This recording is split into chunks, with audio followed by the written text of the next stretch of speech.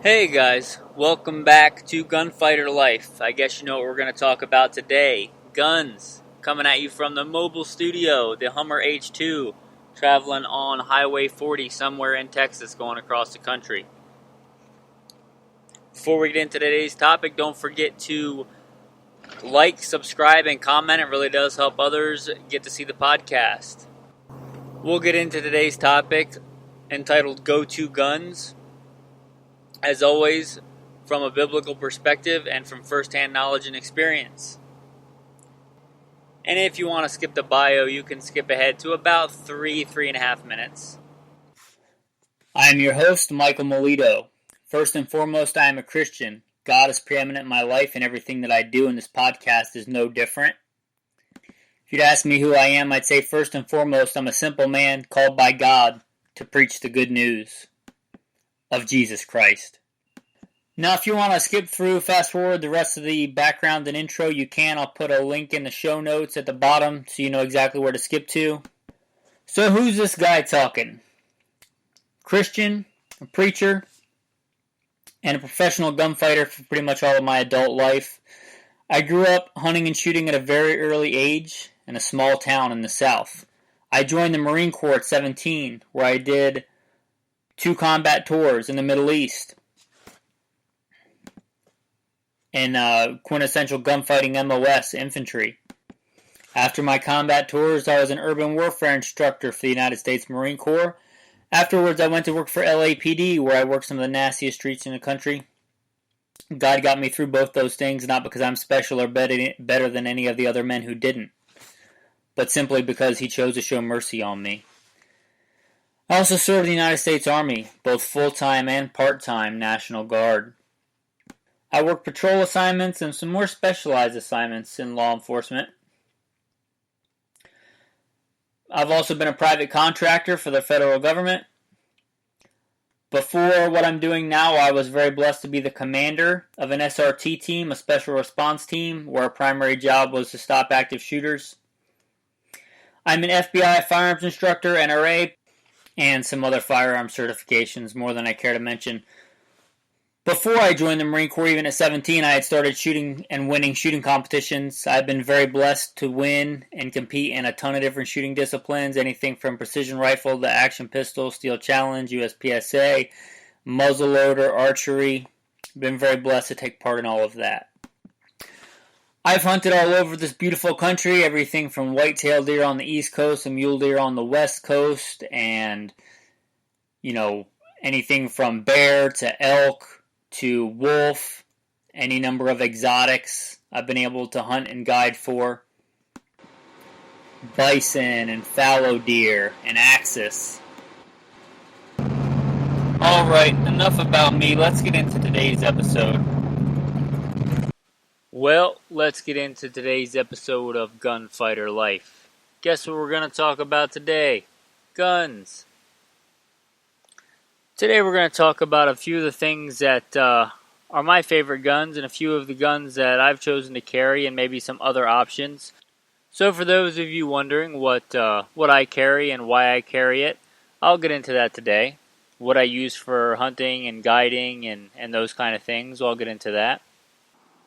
Probably the gun that I carry the most is a Smith & Wesson 360 PD. Now what that is a 5-shot J-frame Smith & Wesson revolver chambered in .357 Magnum, which means that it'll also shoot .38 specials, and which you might be thinking, that's a pretty common gun. There's really nothing special about that. And the thing that really sets that apart is it's a scandium frame, a very, very light alloy, and it comes in at a little over 11 ounces, 11 point something ounces. That's very, very light. It comes in at 11 ounces. Now, if you compare that to a Glock 19, I looked up the stats for the Glock 19, and it's 25-ish ounces empty. And when you load those two up, because one holds 5 rounds and one holds, 15 plus 1 rounds or whatever, if you want to get extended base plates, well, let's just say 15 rounds of 9mm, depending on the grain, the disparity gets even greater. 11 ounces is tiny. It's small, it's light, it's got a round profile. I find it the easiest thing to carry all the time. Carry it, at the gym, when I'm running, when I'm out working on a ranch doing things on a fence, as a backup gun when I'm hunting or doing other things. I've had that gun for several years, but before that I had just a regular lightweight one and only 38 Special, the J-Frame Airweight 38 Special. Now that was the first handgun I ever bought years and years and years ago. The first handgun I ever bought for LAPD. We were issued our duty weapon, and then we had to buy our own backup gun if we wanted to carry one. And that was a pretty common one, was a Smith & Wesson J-Frames and 38 Special. That's what I carried for years and years as a backup gun, as an off-duty gun. I still have that gun. It's great. But I did get a 360 PD, which, like I said, is even lighter and handier, and it handles 357 Magnums. Now, this gun is not without its drawbacks.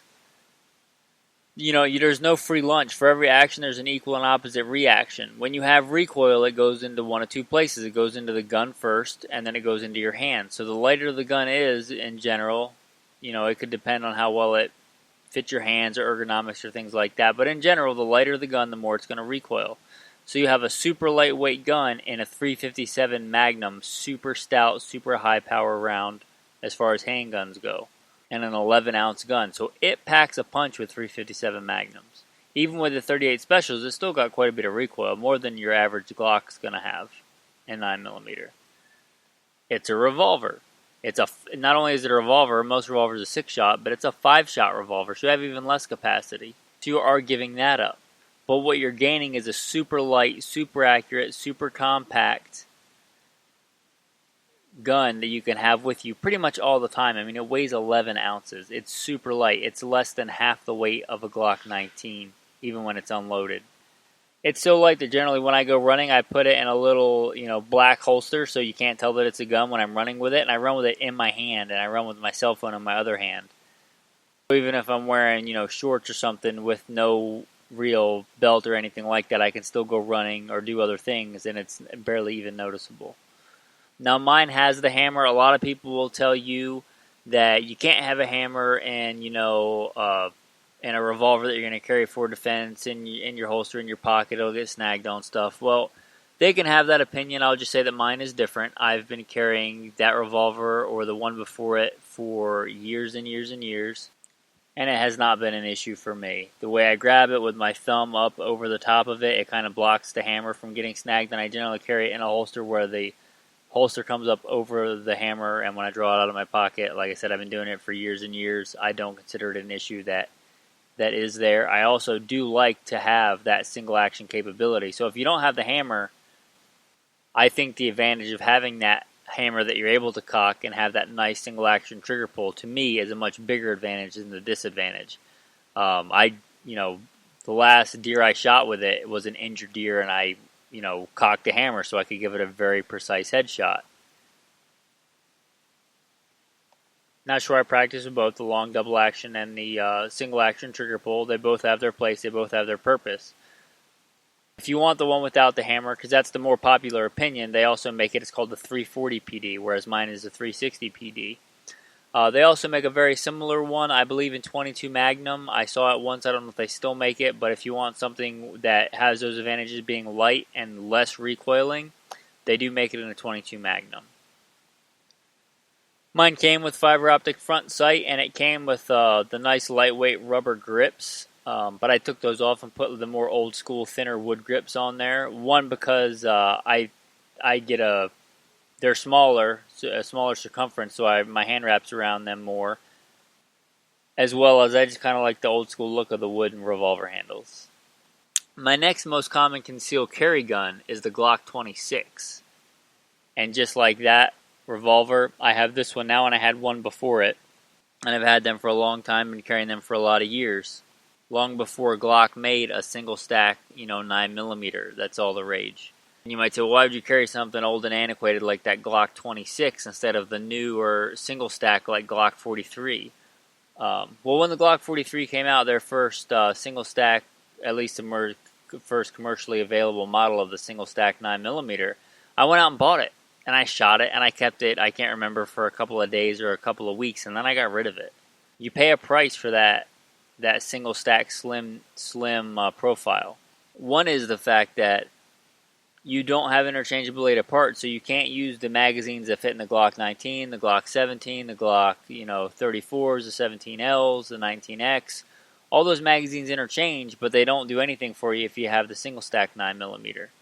The Glock 26 is the smallest one, I believe, that you can still use as common magazines and the common parts. So if you have other Glocks and you have other sights and have other things like that, you can still use the Glock 26. It has a fair deal of interchangeability with the other Glocks, whereas those single stack models don't have that. So you're giving that up. And you're giving all that up for a gun that's slightly thinner. And again, there's no free lunch. So since it is thinner, that same amount of recoil is going into a lighter gun and a thinner gun, so you have that recoil concentrated into a smaller area. Whether or not that makes a difference for you, I don't know. But I can tell you that when I shot the 43, I very quickly got rid of it, and I still have the Glock 26, and I still carry the Glock 26. In fact, I am currently traveling, I just took a break from traveling, I should say, and the Glock 26 is what's on my belt. Because in the world that you live in, if you're going in or through a town or a city or something like that, it might be nice to have more rounds than 5 that come in the 360 PD. And since I'm mostly driving and I'm not like running around, the fact that it's a little bit heavier doesn't bother me much.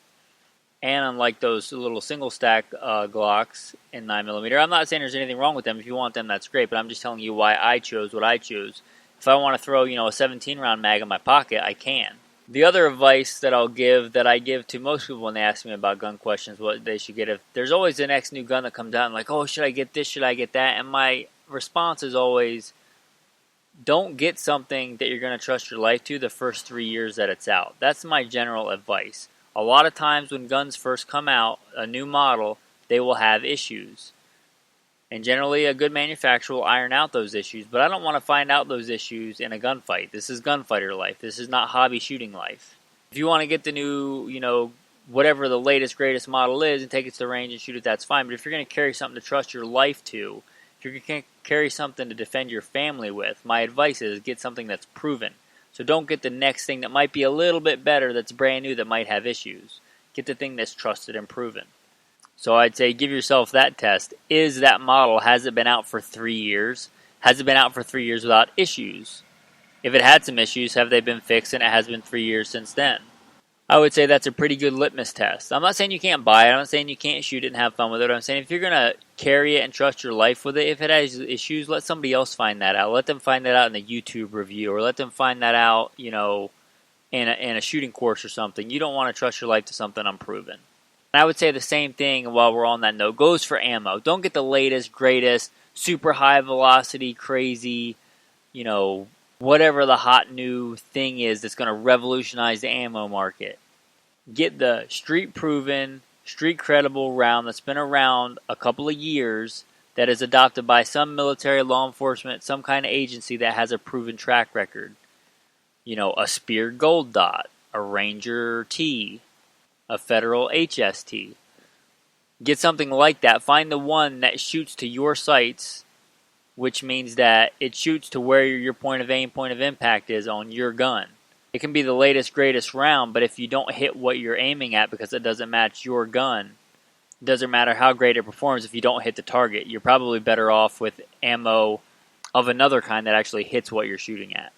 For instance, you may find, you will find certainly in guns, in most handguns, that a 115 grain and a 147 grain will shoot different points of aim, points of impact. And like a Glock 19, let's say, that's a pretty common handgun. So if the 115 grains don't shoot where you're aiming in that gun, you might want to go to the 147s, or vice versa. If the 147s shoot much higher than your sights, you may want to go to the 115 grains.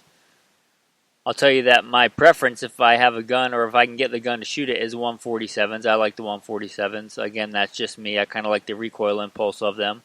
And we're talking in the 9mm.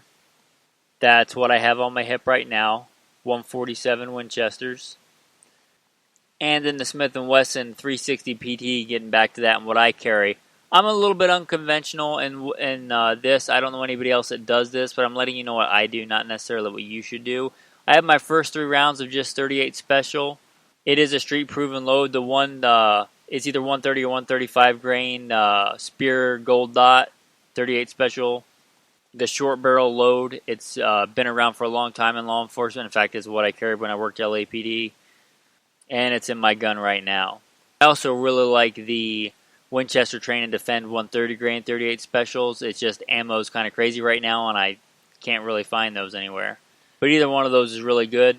And I carry my first 3 rounds that are in the cylinder that are going to fire are 38 Specials, and then my last 2 are 357 Magnums. And as you've probably heard in the bio before, I do also hunt quite a bit and guide and have done that stuff.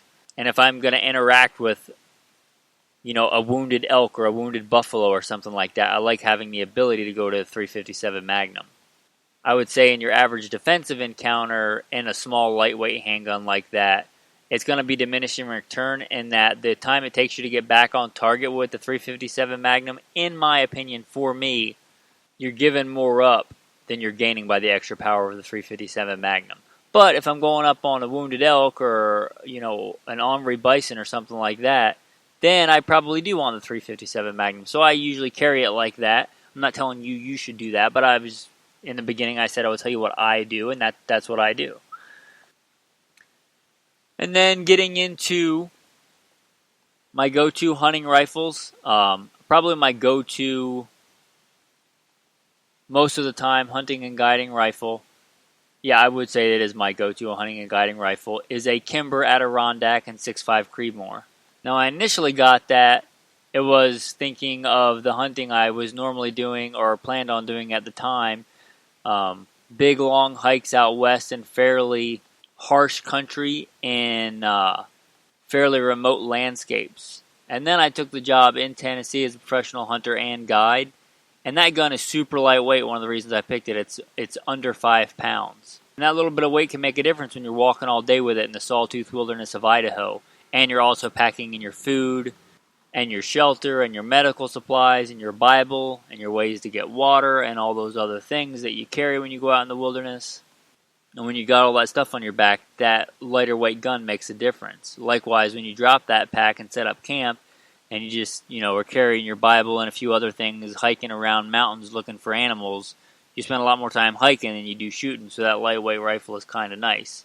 Now in Tennessee, although I lived in a pretty remote area of Tennessee and did hunting and guiding, I wasn't carrying everything that I needed for days or weeks at a time on my back, so it wasn't as critical. So I also have a Kimber Hunter. Now that's what I would recommend for most people if you wanted a go-to hunting rifle for a few reasons. It's based on that classic Mauser action that's been proven for, well over 100 years. Controlled round feed. It's basically that action, but made with modern materials and modern metallurgy and modern machining techniques. So it's very much lighter and more modern, but still has that reliable controlled round feed. It's made in America, which I like. If you're going to trust your life to something, I like buying American, but if something else would give me a more advantage, I would get it, but I'd say the Kimber is as good as most other rifles you're going to get made anywhere else. So if you can get one made in America, why not? My Kimber Hunter is in 308. I would have probably gotten the Kimber Adirondack in 308 instead of 6.5 Creedmoor. I just did not. I could not find it in the caliber in 308. I looked for it in 308 initially, and I looked and looked and looked, and I eventually just got it in 6.5 Creedmoor, and I don't regret it. It's fine. And the type of hunting that's my favorite that I like to do, spot and stalk hunting, more primitive style of hunting. I don't think that or the 308 would make a dime's worth of difference in most scenarios. I have those rifles set up with the Leopold 1.5 to 5s or 1.5 to 4s. Very similar lightweight scopes. I like the Leopolds. I played around with another brand, and I'm not to talk trash about any other brands, but I did not. I paid good money for it, and I ended up just taking it off the rifle and putting the Leopold on it and spending money for the Leopold.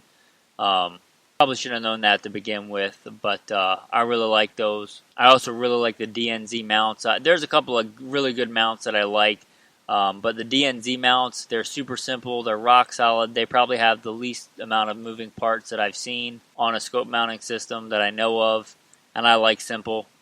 Especially on mechanical things, generally the simpler the better in my opinion, as long as it works. That's about it. I keep it pretty simple.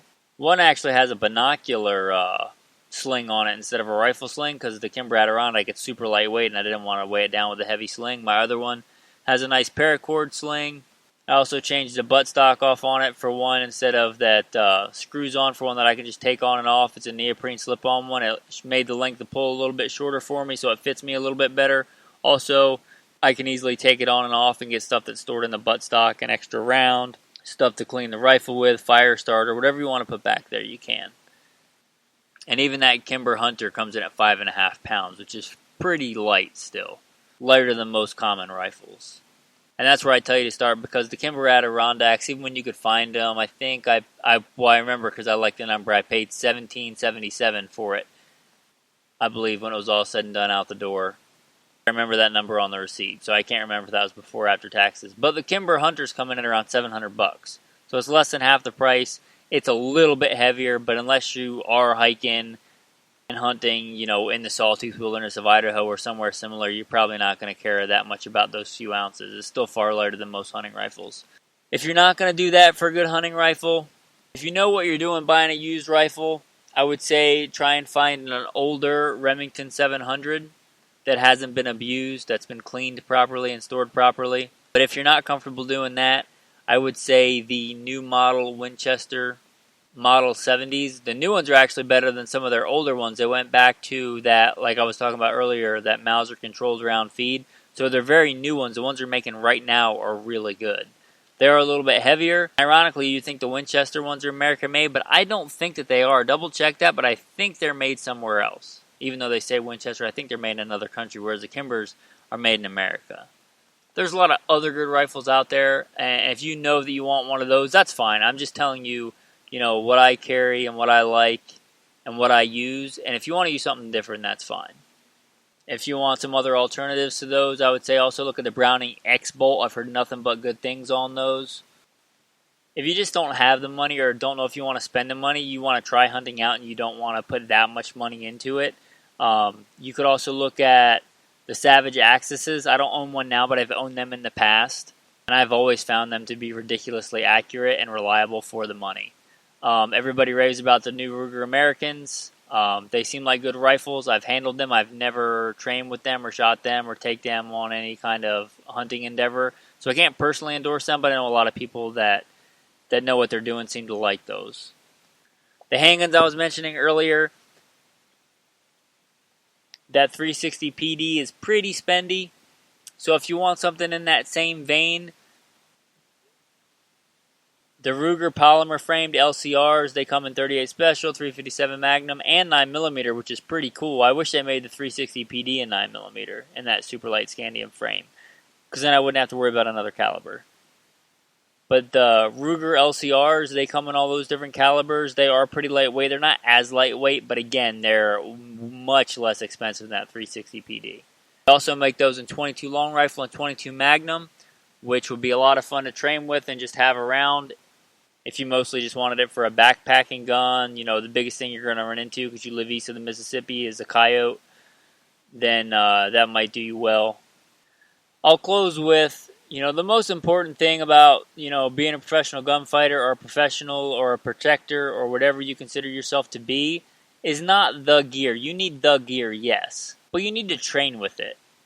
Get out there, dry fire, train, practice your draw, practice your fundamentals, practice your shooting stances with the rifle, get the rifle zeroed, and then get off the bench and practice how you actually anticipate shooting in a hunting scenario. Your most common, standing, kneeling, off a tree, prone with a backpack rest. Same thing with your concealed carry. Practice your fundamentals first and foremost. Practice your draw, practice, close quarters, practice your one-handed shooting. Do all that stuff. Alright guys, with that I'm going to wrap up another episode of Gunfighter Life. So for those people that are asking or wondering what I carry and why, those are a few of the guns that I use and I carry, for concealed carry, for hunting. I have other guns as duty guns, or have had in the past, I should say, as duty guns. Larger handguns, combat fighting rifles, and maybe I'll get into those in another episode. And again, these are what I carry and what I use most of the time. I certainly have other guns that I use from time to time. But I'm not so vain as to think that my solution is right for everybody. I'm not saying that everybody should carry what I carry. There may be very good reasons, very good, well thought out reasons why you carry something different. And that's great. There's so many great options for, concealed carry for hunting rifles than there were, a decade ago. So many more. And that's great. But I would say some suggestions. Make sure what you're carrying is proven. Make sure it's been out for a while. Make sure it has a good track record for both guns and ammo. Make sure that it's based on logic and reason and stats and not, not marketing hype or false information if you can weed that out. And whatever you get out there and train with it. And remember Psalms 144, Blessed be the Lord my rock who trains my hands for war and my fingers for battle. Thanks. And have a blessed day.